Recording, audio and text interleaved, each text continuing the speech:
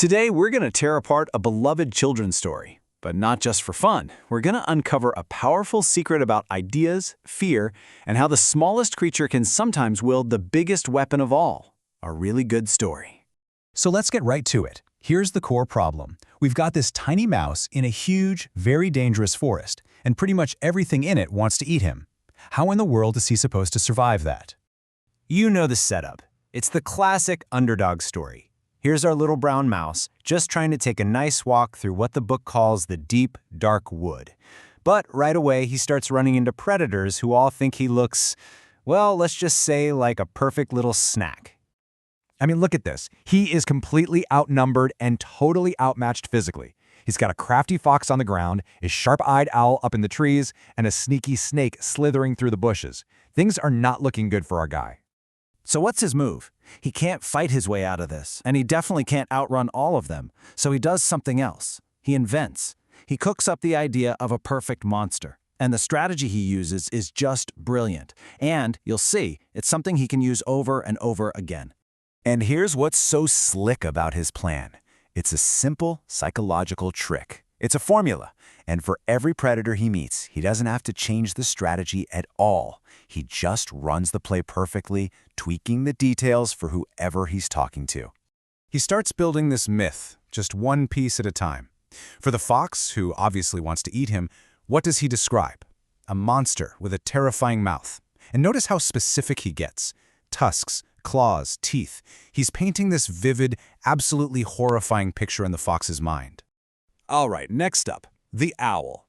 He doesn't start over, he just builds on the myth. He adds more features, giving this imaginary monster a really grotesque body, knobbly knees, turned-out toes, and, my personal favorite, that poisonous wart. With every new detail, the idea of the Gruffalo feels more solid, more real. And finally, for the snake, he adds the terrifying finishing touches. He brings in this monstrous color scheme. Orange eyes, a black tongue, purple prickles. And just like that, the picture's complete. He has successfully created a monster entirely inside their heads. Now this is the most important part. We have to remember that up to this point, the Gruffalo is 100% fake.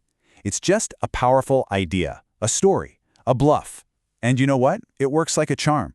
The mouse is safe, all because of a creature that doesn't even exist. But then, just when our little hero is feeling pretty good about himself, bam! The story hits us with this huge twist. The very monster he invented, this patchwork of scary parts he stitched together in his imagination, literally walks out of the woods and stands right in front of him. His fiction just became a fact. I mean, can you imagine? This is a total crisis. The weapon he created to save himself is now here, and it's probably going to eat him. He's face to face with the terrifying, very real consequences of his own brilliant idea. So does he panic? Does he freeze? Nope. He does something even more incredible. He flips the script again. He doesn't try to invent a new monster. Instead, he decides to take ownership of the one he's looking at, using the very fear he created to his own advantage. And this, right here, is the masterstroke. It's pure genius. He convinces the real monster that he, this little tiny mouse, is the scariest thing in the entire forest. He's not just the storyteller anymore. He's now the terrifying main character of his own story. Okay, but it gets even better, because in the sequel, things get really, really interesting. That clever little story the mouse told, well, it's not just a trick anymore. It's evolved. It's become a legend, a scary campfire story passed down from a Gruffalo dad to his kid. The myth has now completely taken over. It's totally overshadowed the truth. So in the mind of the Gruffalo's child, the mouse isn't small and clever. Oh no, he's the big bad mouse, a terrifying beast with a scaly tail, eyes like pools of terrible fire, and he's super strong. The story has created a brand new, even more powerful monster. So you see where this is going. When the Gruffalo's child goes looking for this legendary creature, the mouse has a totally new problem. He can't invent a monster this time. He has to prove that the legend about him is real. He has to somehow fight a shadow. So once again, he's about to be eaten. And once again, he doesn't panic. He just leans right into the myth. He doesn't make up a new monster. He just promises to introduce the one the Gruffalo's child has heard all about, this big bad mouse. And his method this time is just so smart. It's not about invention, it's all about perception.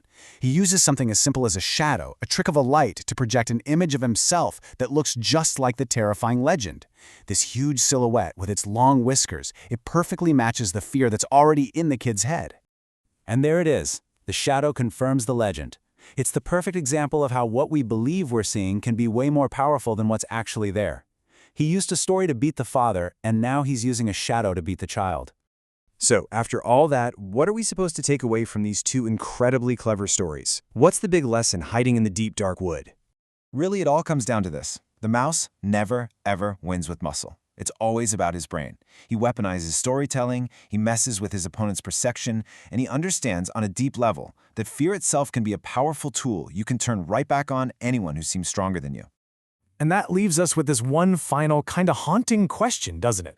The Gruffalo shows us how a story, once you let it out into the world, can take on a life of its own, shaping reality in ways you never expected. It really makes you wonder, what stories in our own lives have become more powerful than the truth?